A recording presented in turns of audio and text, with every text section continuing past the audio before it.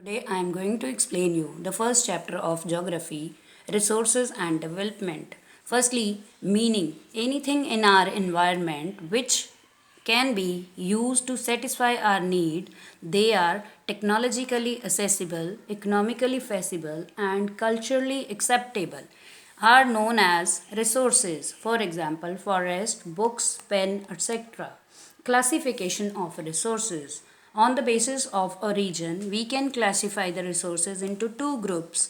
Biotic resources. The resources which we get from living things are called biotic.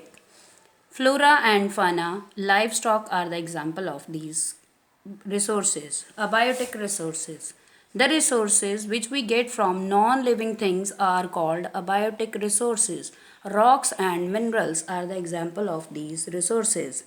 On the basis of exhaustibility, resources can be grouped in two categories. First is renewable. Renewable resources are the resources which can be used again and again, mean to say replenish naturally. Forest, wind and water are the example of these resources. Non-renewable resources.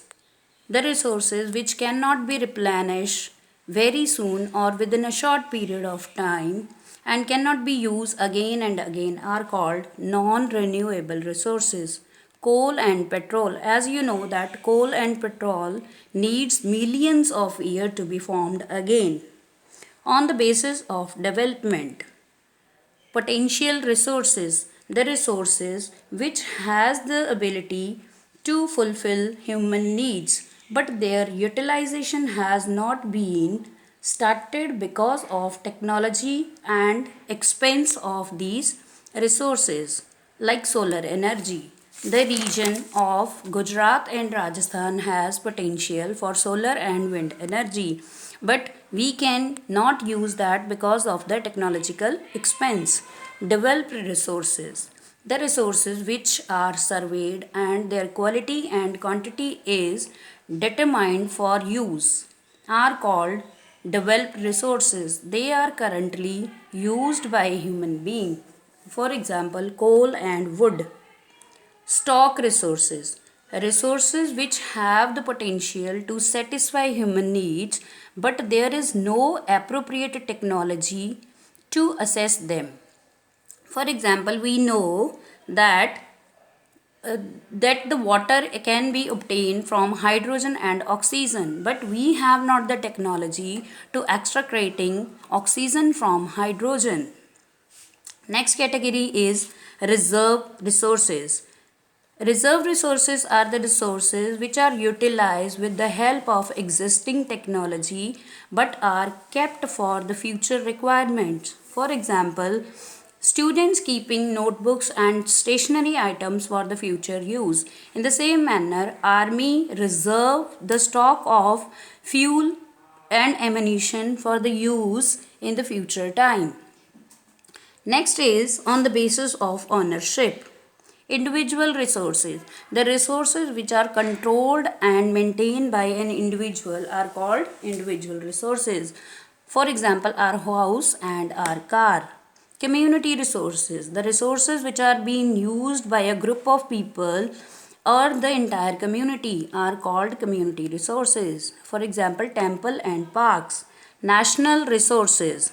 The resources which are available within the political boundary and the area of a country are called national resources.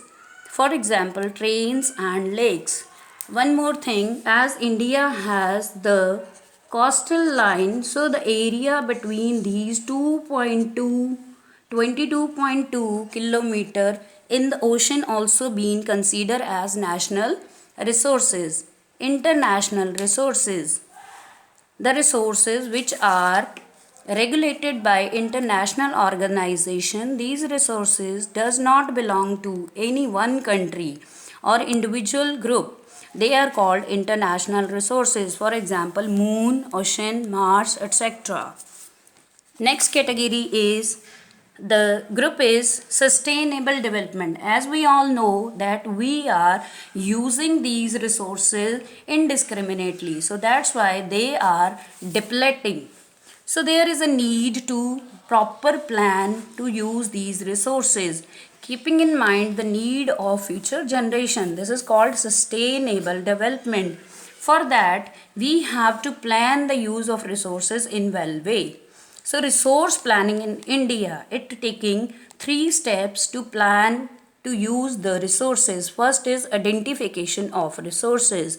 It consider surveying, mapping, quality and quantity estimation and measurement. Second step is planning in structure with appropriate technology, skill and institution set up for the implementation of resource development plan. And the third is matching of these resource development plan with overall development plan. So that's all. Thank you and have a nice time.